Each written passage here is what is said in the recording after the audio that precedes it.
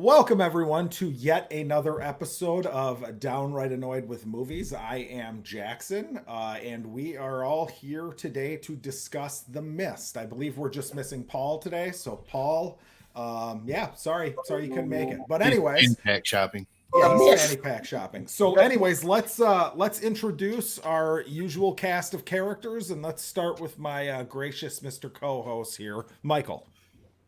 Hey, thanks, man. I'm Mike from the Downright Nerdy podcast. Appreciate everybody coming to watch. We're talking about the movie The Mist from 2007, starring Thomas Jane, and amongst a bunch of other people you probably know now because they weren't as big back then. Follow me down in the description below. Awesome, thank you, sir. And of course, as usual, we have Ken. Hey guys, I'm Ken from Pinky's Out Podcast. You can find us on all the podcasting platforms, and eventually we'll have a new episode out or once we get it edited. But I would like to give one shout out. Tomorrow is my 18th wedding anniversary. So happy anniversary! Love rules. So Ken, what kind of threats were given to you if you didn't announce that on the show? Were you going to be banished to the doghouse, or have to watch Dune, or what was the? But anyway, right. Dune and still married me. So. Ryan. Hey guys, Ryan from the Fair Cameras Work Fake Nerd Podcast. We're a weekly pop culture show. We go live every Sunday. That's today. After this show, we're going to record our show sometime later. This week, I think we're discussing DC Fandom Part 2. Not a lot of news, but we're going to talk about it anyway, because what else are we going to talk about? Back to you, Johnny. Perfect. And Mr. Cookie. Hey guys, Cookie from Just a Little Podcast. I have a podcast that comes out whenever I get a chance to edit and record. Hopefully one's coming up near future, but definitely check me out usually on Sundays in the morning on Silver Age Sundays, and of course on this show. So thank you guys. Sweet. And again, I'm Jackson. Now it's Just Annoyed, but right here on this channel, make sure you subscribe if this is your first time here. And we should have some decent stuff coming out. But anyways, we watched The Mist this week. It's an interesting movie. It is Frank Darabont, who is known better for The Shawshank Redemption, The Green Mile. He did The Majestic with Jim Carrey. The Walking Dead, where all of these people came from. Yes, and then it stars almost the entire cast of The Walking Dead. It's crazy. There's like 4 people in this movie. Yeah, and I'm just gonna start. I've always really liked this movie, but I'm very interested to see what the rest of the crew says. We seem to have some maybe differing opinions. So, Michael, let's start with you. Ryan, thank you for bringing this into my life. I like this movie. It was really fun. I had a really good time watching it. It started a bit slow for me in the beginning, but man, did it start to take off. The ending caught me off guard, and I caught myself like, in here. That I did not expect from a sci-fi horror kind of genre film. So thank you. It was really good. I recommend it. Heck yeah. Awesome. And Ken.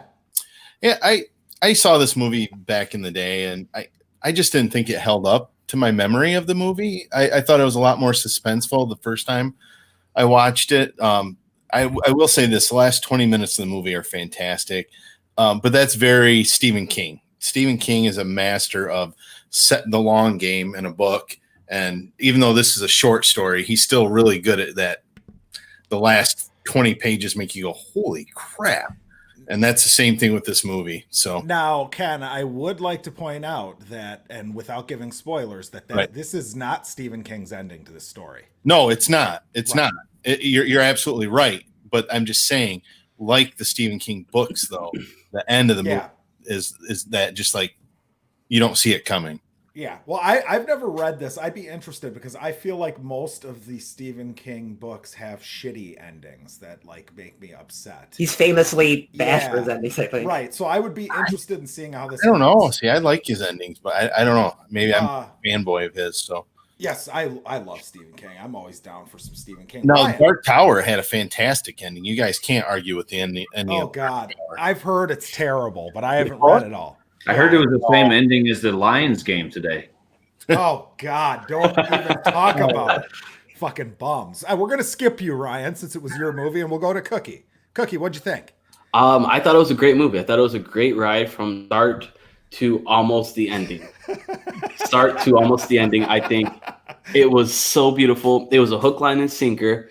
And I agree with Mike. It was definitely a little slow at the beginning, but you just start to feel for these people, and the ending comes around, and legit, you kind of get some misty eyes going there. Like, you're like, oh my God, why?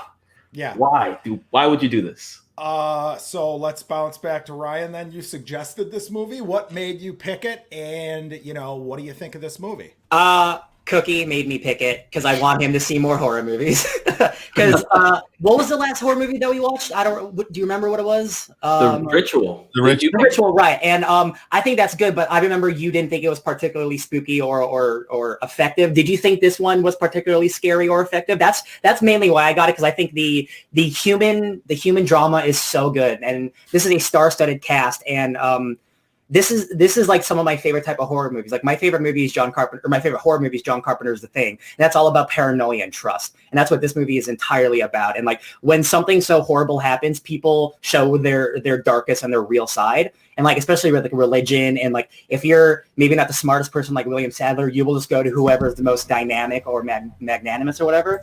I just think it shows humanity in such a real level in this giant cosmic Stephen King universe. And I do think the ending, one of the reasons I really like this movie is because 9 times out of 10, there's always a happy-go-lucky ending. And sometimes shit just doesn't work out. In sometimes the worst ways possible. And sometimes like, I want to feel like shit after a movie. Because again, I say it on the Fake Nerd podcast all the time. Art is supposed to make you feel something. If the worst thing a movie can do is leave you like cold and like, wow, that was whatever, I'm not going to remember that in a day. Like, that's the worst thing art can do. And like, I will always remember this movie for that ending. For sure.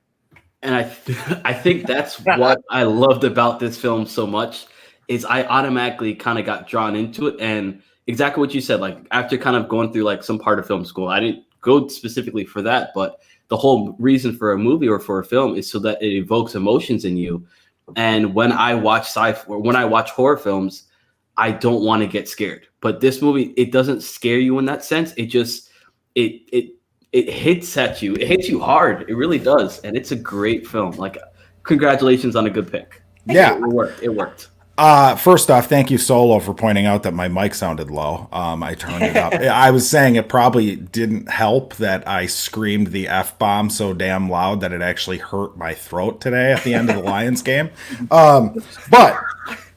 Yeah, so this is, let's just go into spoilers. I mean, we've all brought up the ending. Now, I want to give credit where it's due. I heard when Red Letter Media did their review of this, they brought up the fact that it's interesting how Ben.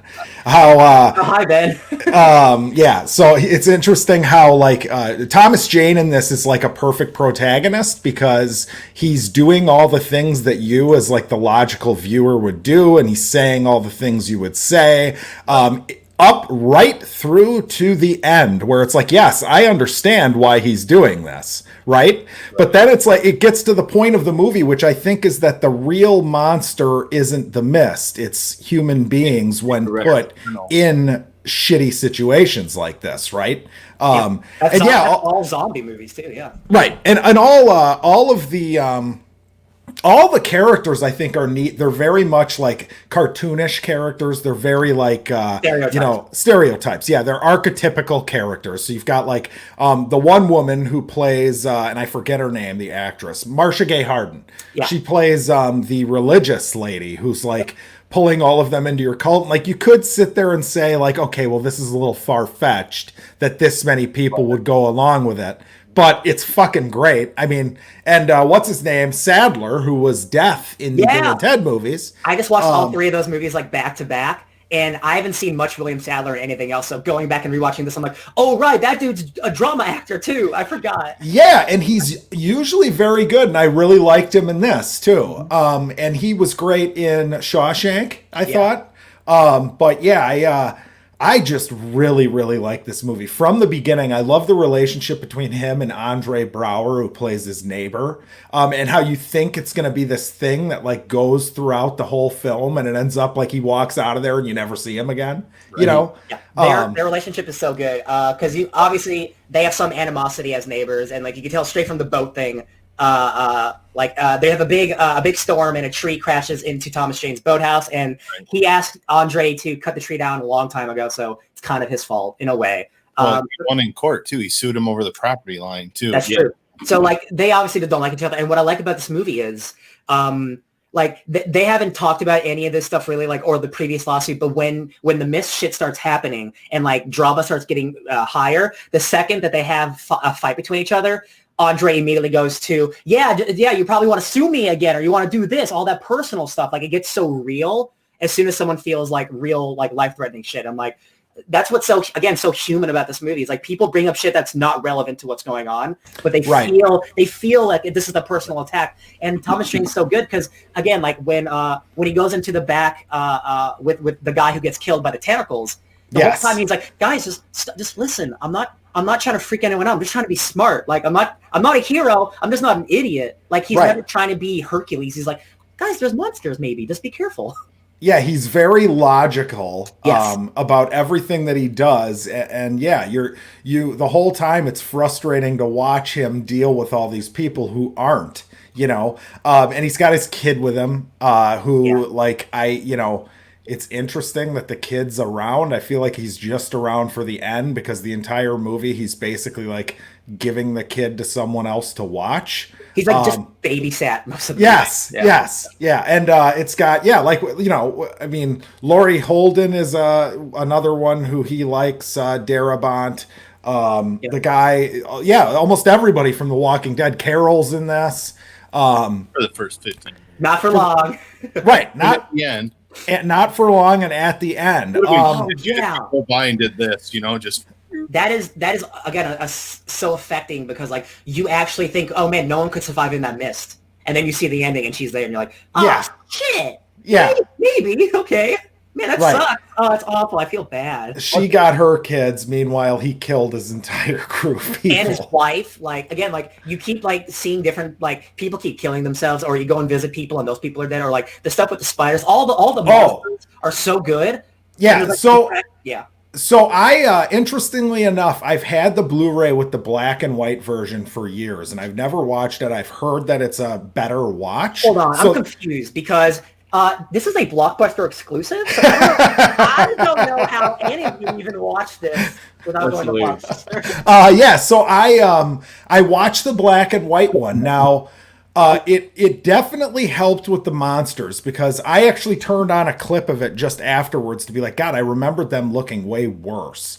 And even at the time, this was not the best special effects. Now, I don't think that matters really at all, but it did. Movie, man. But it did really help in black and white because you can kind of see what they were going for. It's supposed to be like a 1950s like throwback style, and apparently Darabont wanted it to be in black and white, and they said no, which is understandable because I was you can't going to really mention market that. it. Right? Yeah. And I enjoyed it quite a bit. I mean, I would probably, if I was going to watch it again, I'd probably watch it in black and white again. I'll probably go that route moving forward. Storm of the Century as well? What's that? Did you like Storm of the Century as well? Never. Almost the same plot. Never seen it, never read it. You guys are, I know I'm tail end of the black and white part, but sure. I was thinking about that made me think about black and white was when the religious lady is in the bathroom praying with the one candle. And like the tears. Yeah, but like that would look incredible in black and white.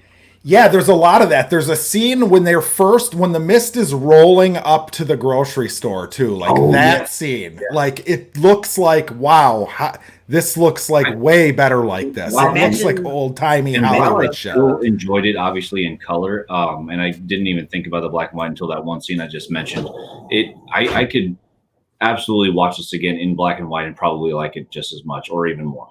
I really do wish I watched it in black and white now because I'm thinking of like all the stuff with the fire and like using the torch as the fire probably looked nice. And like when what's his name? The military guy is like being Judas crucified. Oh my God. That is horrific. And it looks good in color. I only watched it in color because Ryan told me to. You son of a bitch, Ryan. I just said that's the way it came out. It was free on YouTube in color. So I see. I don't know how any of you watch this because I have a Blockbuster exclusive of Dark it. So City like, came I in with couldn't that do it. crazy intro, but we didn't watch that. That's true. Ryan, I actually watched it through your window as you were watching it. I was actually behind you, That's watching it through crazy your window. because my window's behind my TV, so that's some mission shit. You had a mirror, I think. But no, now the spider scene. Can we just throw some love at the spider scene? That freaked me out. It's so awesome. Like everything about that, because you can't even like see the walls of the building they're in. It's such a weird like scene because it's totally disorienting because you are like completely lost in there with the characters. And then these spiders pop out. You got the mini spiders coming out of the one dude. Just piggybacking off of that. I mean, so when that scene came, when the MP, when they first see him cocooned, right? Right. And like he was saying, like I could feel him inside. In the back of my mind, I thought to myself, like, oh shit, this is where the movie's going to be terrible because they're just going to rip off Alien. And then all these tiny little things started coming out, like, oh, this is so much better. This is so much better. Out of like his face and his neck. Oh yeah. Yeah, it's gross. How about when the guy sets himself on fire on accident? Idiot. Stupid. It's like you guys weren't taught stop, drop, and roll. Like that's the first thing. Mean. And the like dealing with some of the dumb, like I don't even want to call the characters dumb necessarily. They're just so afraid that they act irrational, and I think that's the point of the movie. Like there's the scene where the bugs start landing on the window, and immediately as the viewer, I feel like you're like, oh well, they have lights on inside, like bugs like lights, right? Turn them on. Yeah, and they figure it out, and meanwhile, Thomas Jane's like, okay, turn the lights off, off. Meanwhile, dumbass is back there, like, turning on all these torches William and stuff. Sadler's like, we need all of these lights on. It's so interesting seeing the chaos that can come from a group of people that doesn't have a good leader, right? Yeah. And just like Ryan was saying, just like people will fall back to their basic human element that a lot of people just in general don't know that they may not even know that they are this type of person until they're presented with a certain situation, right? I think it was just very well made, well portrayed, well acted. I thought this is probably one of Thomas Jane's best movies, I would say. Yeah, that dude's I think he's actually a really, really good dramatic actor, and especially like in the scenes where he has to like portray like pure raw sadness or just anger. He's so good at doing that. And you know what's funny is that when you say that, like, it brings me back to the time when he was the Punisher. Yeah, right? I was gonna say, I was like, man, what happened with that? Did you watch the Dirty Laundry short film he was in? No. So there's a Punisher short film that I think Ron Perlman is also made. It's like 7 minutes long, but it's him doing like a rated R like sequel, like short thing that he did on his own. It's really good. I actually think he's a good Punisher. I just think the whole direction of that movie was wrong. That movie wasn't very good. No. Well, and Thomas Jane is one of those guys who's perfect for this role too because he's so likable. Yeah. You just like the guy and he's everything. Like an everyman in a way. Yeah. Yes, totally. Deep Blue Sea too, right? Yeah. Yes. Yep. He was like the badass guy that was on the rig. He's also in the new movie called Money Plane on Netflix. Oh my god, I hear it's just the worst. I gotta watch it because Kelsey Grammer. And his name's the Grouch. Oh boy. I don't know. I liked Aiden, so yeah. Okay. And also the woman, I'm sorry, Ryan. Go ahead. I was going to ask you. Do you have any more thoughts? Because you were gone for a lot of time. I apologize for that. I do have. Thomas Jane wasn't even the only, like we talked about all the good actors that were in this. The woman, she was the checker that got bit and got puffed up. She was also in Man in High Castle and the Chronicles of Riddick, right? That's where I know her from the Jack. Oh man, she's crazy. Kira. She's Kira, yeah. That's crazy. Man, even her that very short relationship that she had with the army guy, just the flirting back and forth, the kiss inside the locker room, and her actually dying. Man, I was stunned with. I mean, because she had respectively a pretty small part, but man, even the people with small part, even Carol from The Walking Dead, her small part in the beginning and then at the very end, I got blown away. I would have lost it if we saw the neighbor on that train, on that bus too. Yeah. So kicked off. Yeah, that's a good point. And that poor military guy. Oh God, that's probably the most brutal scene in the movie. He's a sad and you notice it's the humans, right? When they grab him, and the woman just loses her mind and is yelling about how sacrifice him, blah and blah it's very blah. super Jesus-y, like he gets stabbed right there, like it's so clearly the metaphor. I mean, like it's literally almost as dangerous inside to have a sane Right. than it is to be outside. Yeah, the fact that they're literally like, okay, we have to go into the mist now because that's the better option than staying in this fucking place. It's funny how you see like it's just as like someone who is a group of people who blindly follow a crazy person is just as dangerous or even more dangerous than going out into the mist where death is waiting for you. Yeah, it's like it's like I'd rather fight the enemy who shoots me in the face than the enemy who stabs me in the back, because that can be your friend, right? And again, it shows like for people who may be watching this in on replay or in the chat, like I'm not knocking religion, because I do believe that religion does have a lot of good aspects to humanity, obviously, but there are radicals there are radicals, and there are people out there that don't interpret things that interpret things differently. I'm not going to say right or wrong, just differently. People that use it to better themselves, and there's people that use it to control others. Differently, right? Exactly. So I mean, and everybody. A good example of that is there's the biker guy. Like, so the second that the mishap happens, I liked him. I didn't want him to die. The religious lady, like the second it happens, like, oh, it's Revelations, we're all gonna die. Like everybody I didn't want to die died. Yes, that's that was actually fucking brilliant. Like it was brilliant because it just made the audience feel the same despair as the people that were in the grocery store. Yeah. But yeah, the second the shit hits the fan, like this religious lady, that's the type of religious lady she is. Like she's damnation all the way through, right? Whereas the biker guy is like, hey man, I also believe in God. I know he's not this evil. So I think it's a good example of how you can be like that. You can be religious and still be both ways. Just like you could be rational and be both ways, like Andre Braugher's character.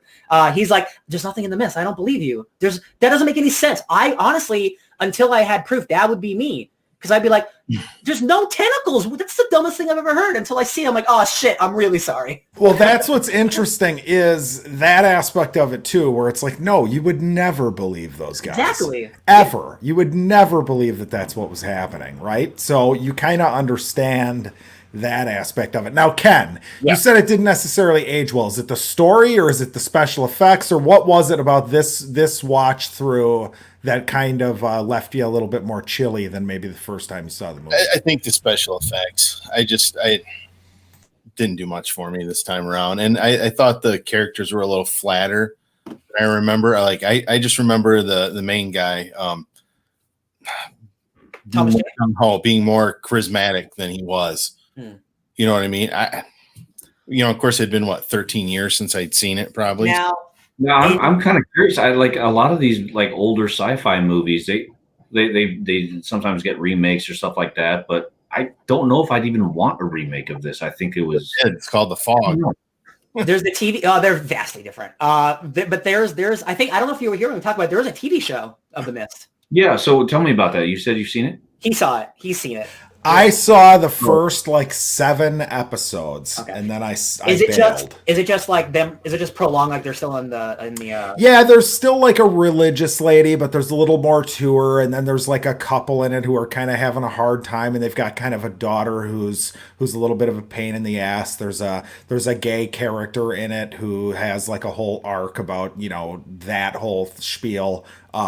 There's some twists and turns from what I saw. I didn't see how it ended. I know they canceled it after 1 year. I know Paul, if he was here, he could probably talk a little bit more about it, because I think he watched the whole thing and liked it. But my problem with that, I felt like the acting was just god awful, like to the point where it was hard to watch. Well, you know what's stupid about that is that it's just telling the same story. It would be interesting to see a different aspect of the situation. I'd be curious if like a second season was them trying to survive in the mist or something. Well, it's very different in that it's not just one. Dead. It's not just one location, right? So obviously, with it being a show, you had to. And Solo is sharing his thoughts on the show here, but yeah, it was all over. I think the one location thing works the best. I like that about this movie. Proves that when Carol leaves, bad things happen. Right, it's true. The TV series would have been nice though. Hold on, what was that? Cookie? The TV series would have been nice if it took place in like the drugstore area and kind of saw a different aspect of where these people are coming. They just randomly are dying and how they all died inside there. That would have been wonderful for me to see.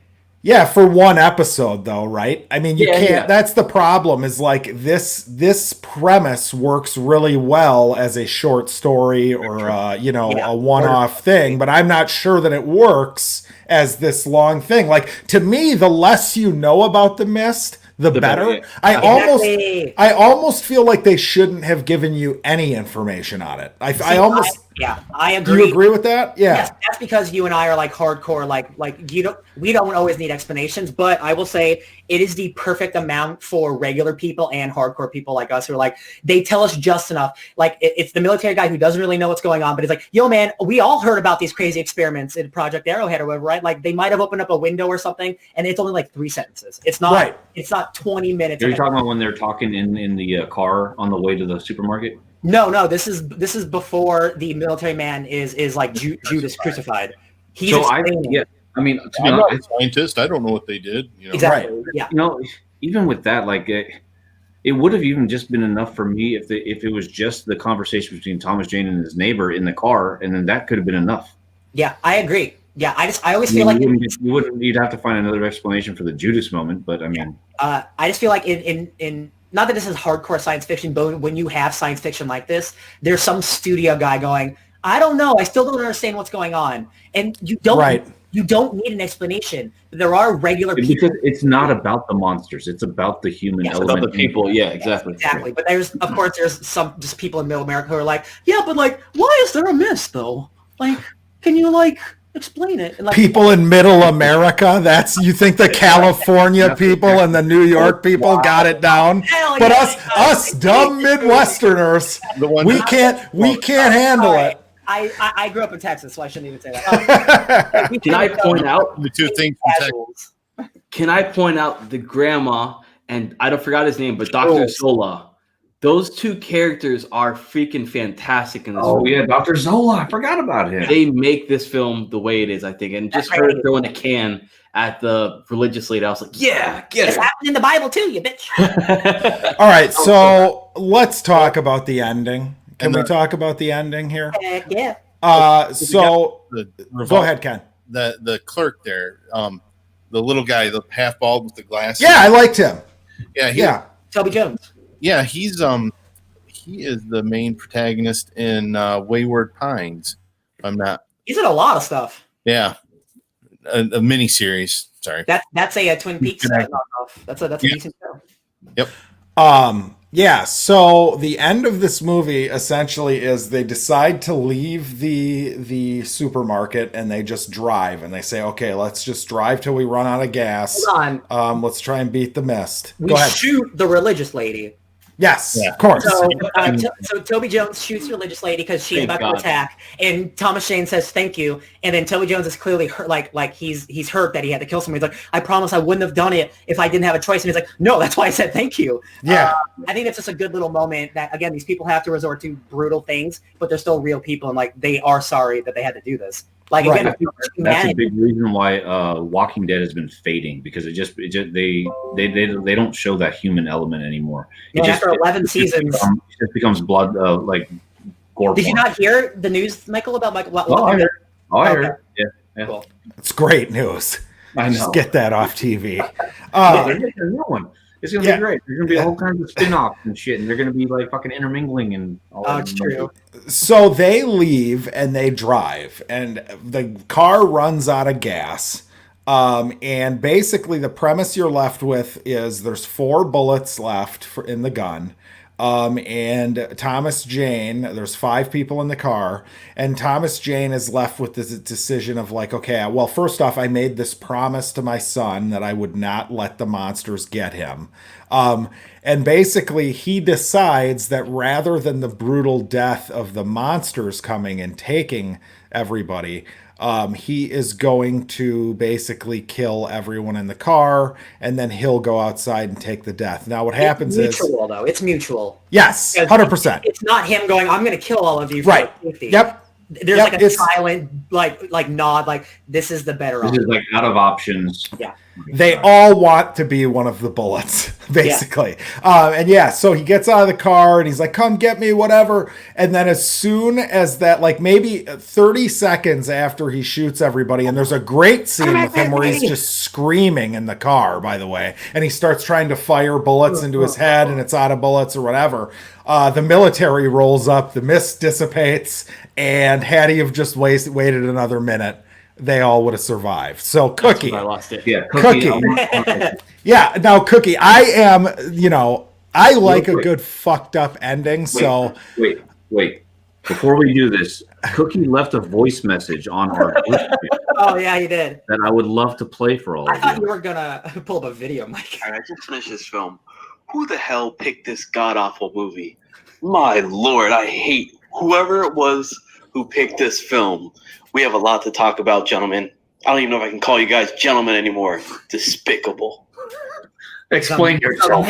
Yeah, so Cookie, I think when I first saw this, the ending like put it over the top for me. I thought it was like the most amazing ending ever. So I'm curious why you hated the ending, or did you think it was clever, but it's just not? It made you feel bad. Correct. It was very, very clever, and exactly what Ryan said. I felt so bad.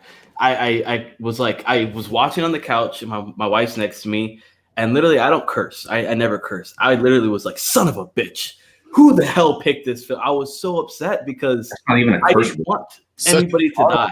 Sound like Captain America. Oh gosh darn. Hey, Captain America was sending dick pics out over the weekend, apparently. True. I heard that. No way. Accidentally. Mike's like, "Where's my phone? I gotta find him." No, but anyway, yeah. So Cookie, let's hear it. Let's hear your emotional, feelings as you were watching that. Legit 30 seconds late, less than 30 seconds later, the cavalry comes in, and you just feel so distraught for this guy. You're like, you just watched him or witnessed him kind of kill off 4 people that he's now been a couple days with, and including his son. He watched his wife kind of get all buried up in cobwebs, and it's like he has nothing left besides. At that point, it's like you might as well just kill yourself, dude. Like I would have probably. He wants it. He can't.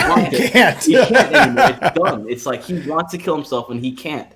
And yeah, that's where I was just pissed off. But isn't that the point? That's why I love the film and I didn't like the film, because I wanted a happy ending. I'm a happy-go-lucky guy, so I didn't want that ending. But I'm happy that I did get that ending because it fit the film perfectly. Well, it's so funny because it would have been depressing as hell, like had you had the gunshot scene and then it just fades to black and everybody's, you just assume that he dies. That would have been depressing enough. Correct. But to have him get out of the car. Now, what do you guys take as like the message from that? Like, is there a lesson there?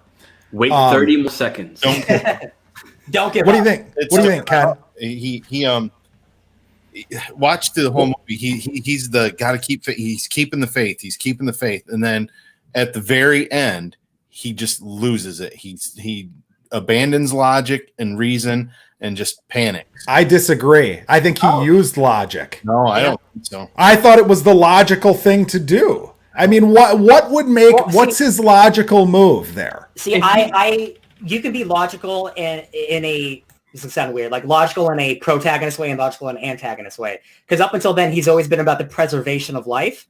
And now it's like, oh, well, killing you is the only option because he's given up the option of trying to survive. Well, yeah, they all talked about like, hey, we took a shot at it. I mean, when he goes to grab that gun off the fucking roof of the engine on the hood of the car, I assume that's why he wants that gun. Yeah. Like, he wants that gun because he wants an out for his son, right? I assume that's not immediately. It's for protection because like you can still shoot. That's what I thought. But it's good that he has it at the end. But I do agree with Ken. Like, he's still like being the smartest person in the room, but he's taken it to such a sad degree where like this is the only option. Like, there's no point in trying to figure out a way to survive. Like, he stopped being a hero. Like, it's the grocery store. He even said that we have like 200 feet or 200 yards of distance. So it's like, hypothetically speaking, let's say you make it 100 yards and you're still alive. I mean, it's another 100 more. Just go for it.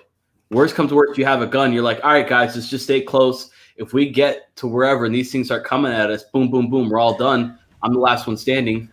It reminds me of something like The Room, even though The Room kind of has a little happier ending, if you can think of it that way. The Road. Cormac McCarthy. I was going, what the fuck? Oh my god.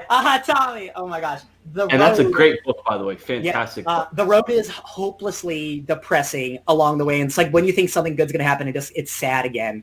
And it reminds me of that, and just it's like sometimes it doesn't work out, and like the people you think are heroes can lose it too. And that's why I kind of agree more with Ken. Like, he's still like a good person, but if he just would have tried anything, like they could have walked 30 feet, and as soon as they saw a monster, then he shoots them. You know, like he feels defeated. Yeah, but that's 2020. Hindsight's 2020, though. Of course, yeah. Yeah, so like I think a better way to have ended this. I mean, this was still, I thought, a really great ending, is if they ran out of gas and they waited days until they were almost to the verge of dying of hunger and thirst or something, and then pulling the trigger, and then the army comes in. I think that's the argument to be made. If I were to make an argument, that would be the logical one. But again, it's like, okay, he's also, his kid is fucking terrified, so why not just end this now? You know what I mean? Yeah. And then I think put him through 3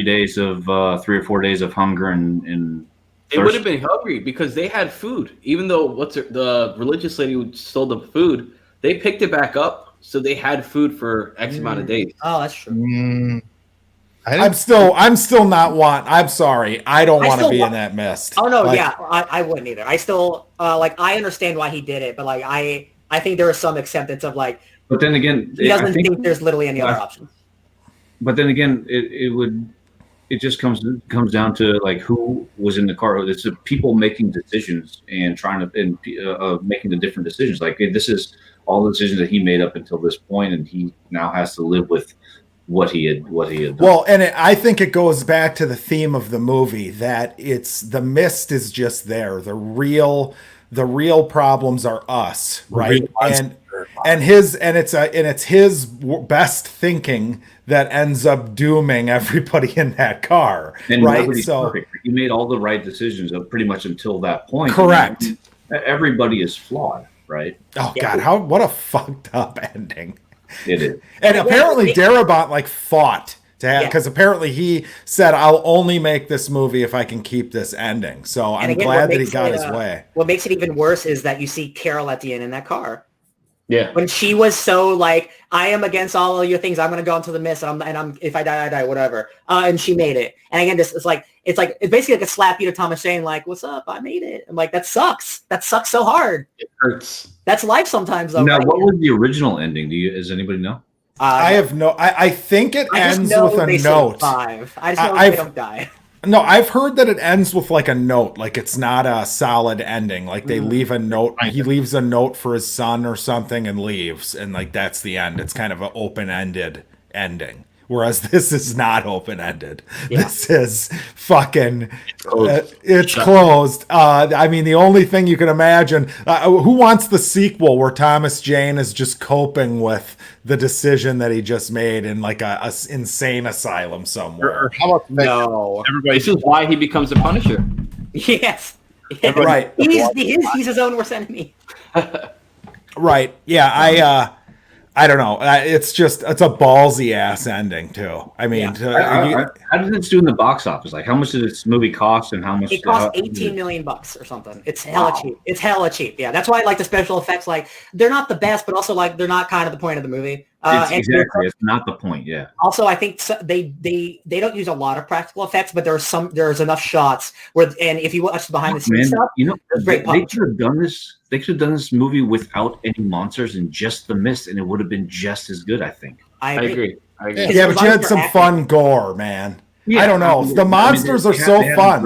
They had to bring in viewers. They had to put that. Well, and like there is something, and that is great in black and white too. Not to keep going back to that, but when that fucking the Shermanator from American Pie, when he gets like his neck ripped out by that thing, and it's just like black blood coming out of his neck. I mean that. It's fun, man. And the spider scene, would you really do away with the spiders? Dude, acid webs. Oh, dude. And they got like scary faces. Oh, yes. This movie made $57 million in the box. Yeah, so it did all right. I saw it when I was probably too young. So here's the ending of the novella. Spoilers, I guess. So the group attempts to reach David's houses, but the roads are all blocked. On the radio, David hears of Hartford, a city, so he drives to it in hope of escaping the mist. So it's an ambiguous ending that he just he's driving. He drives. So, I would not have liked that. See, I like this ending a lot, but I would rather take an ambiguous ending than a happy ending because I think that would be totally counterintuitive to the whole movie. I agree. Like if they show up and then the mist clears and this military man and they meet up with Carol and it's like a happy ending, I'm like, well, it's kind of anticlimactic for me. I 100% agree. The actual book, if Stephen King was on a binger for this book as well, or this was a short story, so he probably snipped a few and wrote it in like 7 minutes. Okay. Yes. He was sober by the late 90s, early 2000s. Yes, after Maximum Overdrive. Should we go for grades? Yeah, let's do grades. Mike, you start. I'm going to give this a A-. All right, Pinky. I'll give it a B+. All right. Well, that's a great grade. Well, you guys talked me up. So. It does. It happens, man. It happens. No, I'm giving it an A. Straight A. Yeah. All right, Ryan. I would also give it an A. I think this is a super solid, low-budget, drama-centric horror movie with some good monster stuff. And Cookie? I'll give it an A as well. It's some clean fun. Just some clean, wholesome family fun. Hell yeah. Bring the whole family. Yeah, wholesome family fun. Kill your family at the end. I will. Like guttural screams in that car are like so haunting. I saw the movie. Oh, it's great! It's amazing. Oh my god! Everyone walked out like so bummed. Yeah, and that's not even the worst part. Like that, the bad thing hasn't even really happened yet when they roll up, and he's still. I don't help them either. They just keep walking like 10. Yeah, they don't even stop and say, "You all right, man? You okay?" I struggled coming up with a grade for this because I wanted to give it an A-. And then I thought to myself, is it really better than The Fifth Element? And then I thought to myself, you know what? Maybe I just like it better than The Fifth Element, which is fine. So I'm going to give it an A-. Yes, I'm going to give it an A-. I really, really like this movie. I was excited when Ryan picked it. Now, sorry, go ahead. Sorry, before we do this, can we just go around and just do your number one favorite scene from the movie? I can go right now. Go. Yeah. When the religious lady gets shot in the head. I love that. That was so perfect. I was like, you son of a gun, you get her. It's happy. It's oddly satisfying, which, you'd never want to say when someone gets capped. Yeah, but for sure. She had it coming. I'll go. I really like anytime someone enters or leaves a mist and you see them just disappearing. I love that effect, especially in darkness and stuff. But when the stock boy gets taken by the tentacles and he's reaching out and he just slowly disappears into the mist, that spooks me every time I see it. I think that's great. I love it. Ken? I'm going to go a little bit different, and I'm going to say the scene where what was her name? The blonde lady that was in the car at the end with them. I saw Andrea from... Right. Andrea, sorry. I couldn't remember. I knew it. Anyway, when she gets out the gun, they're all looking around, well, who knows how to shoot a gun? And the little stock boy guy, the older guy goes, well, I can shoot. And his boss, the store manager, just the utter look of disgust on his face when he looks at that guy, like, you know how to shoot a gun? I'm like, that was just 1994 Stephen King thing, the unexpected. Yeah. The least heroic person's going to do the most heroic thing, and that was my favorite part. So every character has like a little arc in a way. Yes, It's no big or small. Yeah. Yeah, I'm gonna go with Mike, the ending, the rolling up of the military. I just think that is so fucking crazy and like thought provoking and good. It just makes the movie for me.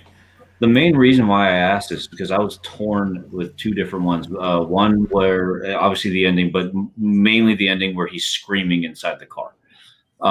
But there's another scene that really I loved is when they all finally get into his station wagon and then they do a slow roll past the market and all their lights are shining. And both the people inside the car and the people in the supermarket, no one knows what's going to happen next. Like everybody's pretty much terrified. Yeah, right? That was really good. That slow roll, I'm like in my mind, I'm like, what would I think of if I was in the store and what would I think of if I was in the car? And I'd just be like, I would just say the same thing. Fuck. Yeah. Also, the music in the last 20 minutes is like so it's so oppressing and it sounds so good. And there's like one scene where like a giant walker is walking over them and it like trembles the floor. Man, that's some cool stuff. I love that. Agreed. Now, last week we had action as our genre, right? And I think we've only got 2 people in here. So you 2 people, I'm about to share my screen here. Stand by. And Goodfellas is releasing in 4K at Best Buy, by the way, people. So note that advertisement when I put this up on the screen. TV, so I'll pick it up with my Godfather cut. If it works, there we go. Hey. I actually have this one coming on Tuesday, I should say that. Of course. But yes, all right. So let's go ahead and shuffle this, spin this, and see what the next genre will be. Spin the wheel. Back in my day, boy. Prison. Oh. Ooh. Prison. So get your prison movies out. Shawshank. How many? Same we might director, need to. I love it. No. Actually, yeah, I know. That's everybody's gonna say Shawshank. Yeah. No. I got one. One. Oh gosh, what's that one with Stone Cold Steve Austin when they all get put on the island and they gotta kill each other? Oh, I saw that movie. The Condemned. Condemned. Oh, that's a battle royale movie. That's Fortnite. Yeah. I don't know why I thought of that. All right. Can I suggest one? Yeah, we all go for it. Yeah, we all get one suggestion, man. Right. I got the 2000 crime drama Animal Factory, directed by Steve Buscemi, starring Willem Dafoe and Edward Furlong. Ooh. That's going to be a mind twist.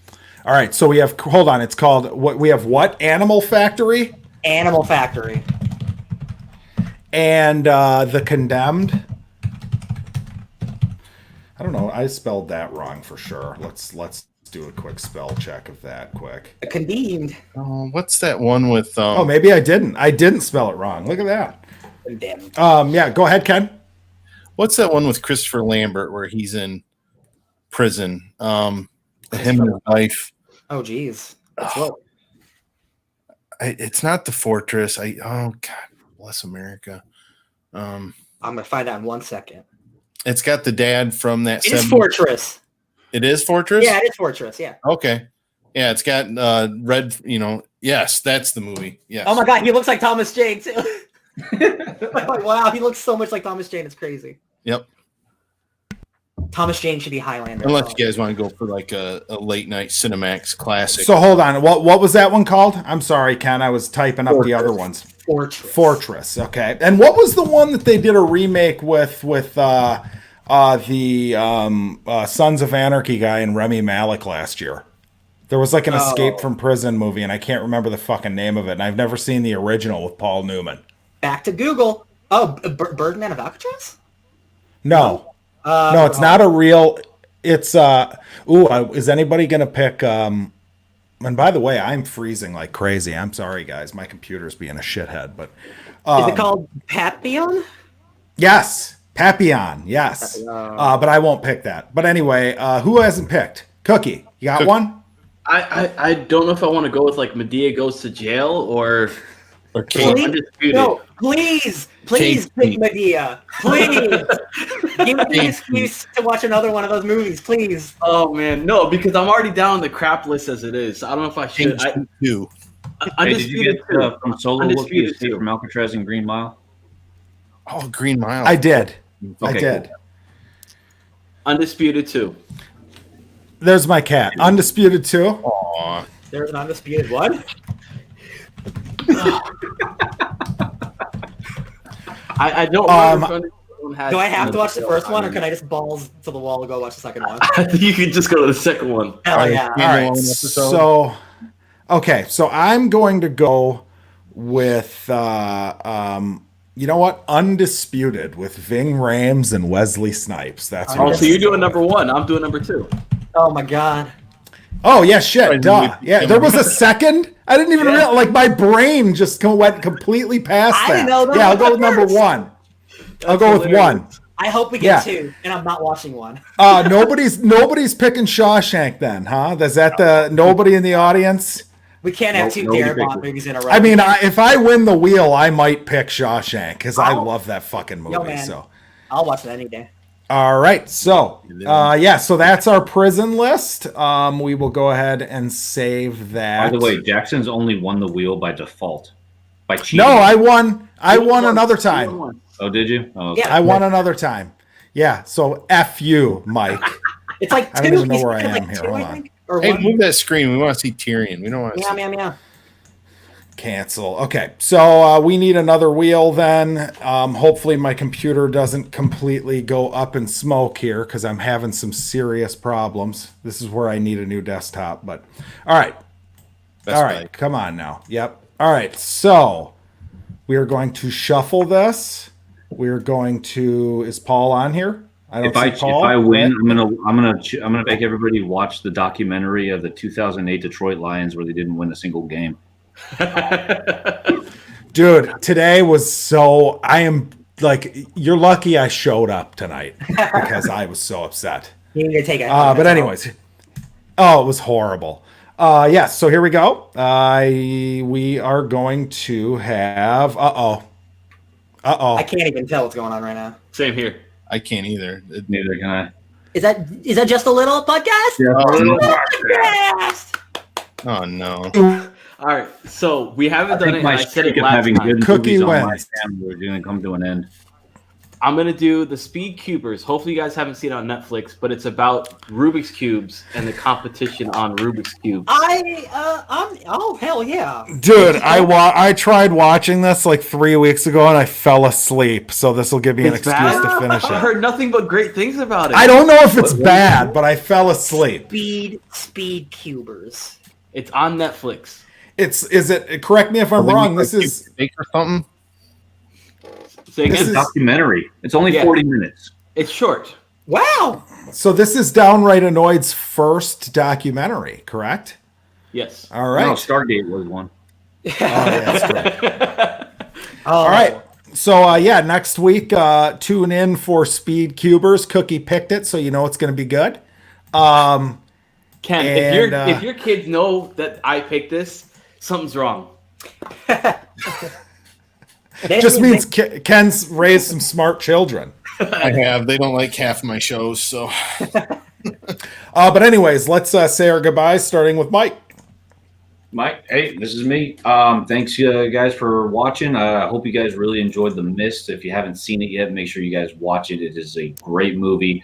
Make sure you guys sub up all these guys down here below. They all have awesome channels, and they always put out great content. So, in the meantime, catch us next week over on my channel. Where we'll be discussing the Speed Cubers, the documentary from Netflix. Sweet. Thank you, sir. I was worried, what really would have been ballsy, Cookies, if you picked that movie Cuties that is catching all the flack.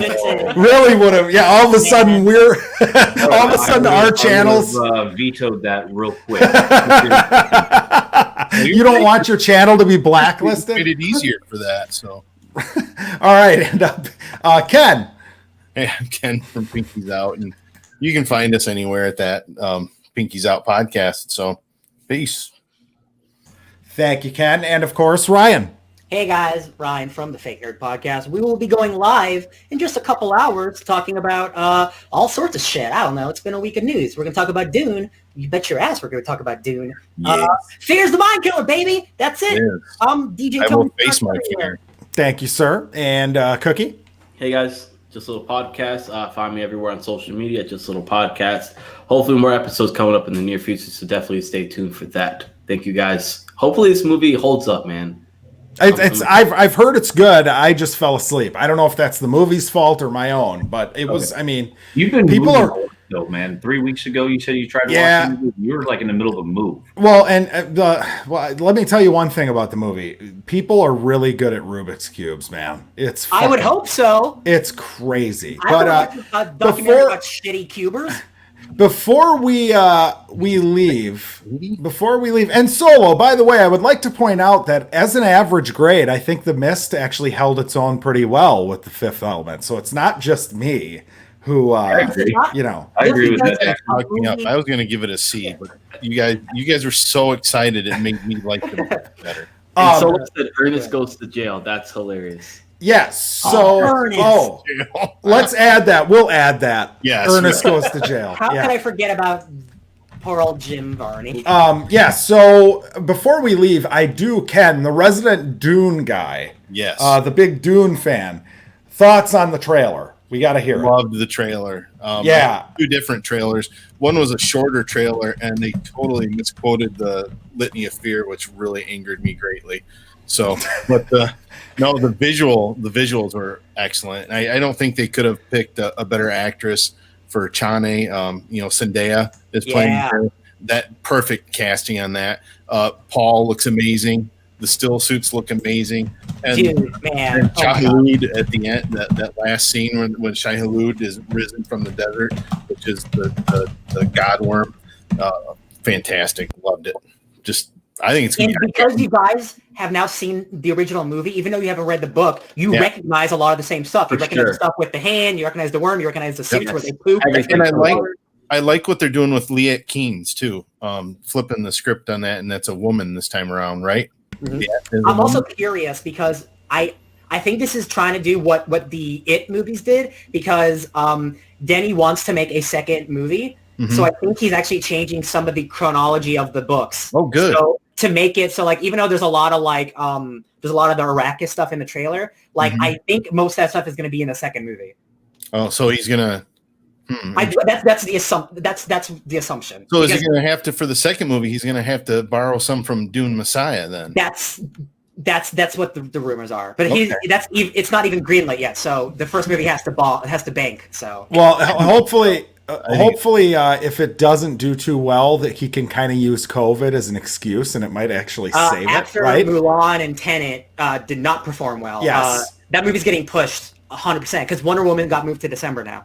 Yeah. Now, I think it'll do well, man. Dune fans have been hungry for a movie like this for decades. It looks great, man. It looks yeah, but Dune fans can't make the kind of money that Every single Denny Most of Villeneuve them are movie, managers and supervisors now. So every Denny Villeneuve movie has underperformed. Blade Yep. Runner is a masterpiece. That movie bombed. Arrival is a masterpiece, and it did not do well. Prisoners and Oh, Sicario. I like Arrival. No, exactly. Like it's good, but it didn't. I thought Mike hated Arrival. Wasn't that on your top 10 disappointing list, Mike? No, not was me. mine. I didn't. I want to call It call was. you No, out. it was. It was definitely on your was. top 10 disappointing You did a list. video, and I messaged you about it. Yeah. Yeah, they're right. Mike, you just got caught. Yeah, You just got caught, Mike. yeah. No, not Charlie Sheen. Not that one. The one with Renner and Jeremy Renner and Amy Oh, Adams. yeah, that's shitty, stupid. Oh, boo. No. Denis also, Prisoners. You mentioned Prisoners, Ryan. I think that's one of the best movies of the last decade. I love Prisoners. Legitimately, every Love movie it. he's made, every movie he's made Yes. is like a 9 to 10. Like, Yeah. he's perfect. Like, I cannot wait for Dune. So, by the way, we did also add from Gore, Cool Hand Luke, and American Me. Both got added to the American Me is probably one of my favorite movies. I don't Hell think yeah. I've ever It's a seen great that. movie. But anyways, so we've got our thoughts on Dune. My last parting thought will be, if they're doing the It thing, Ryan, I hope that they can make part 2 a little better than It Part 2 was. I agree. Yeah. But yes, everybody have a good night. Thank you for joining. And I'm sorry if we spoiled the Mist for you, but screw you. You should have seen it a long Yeah, time it's ago. been a So, decade. Figure it yeah. out.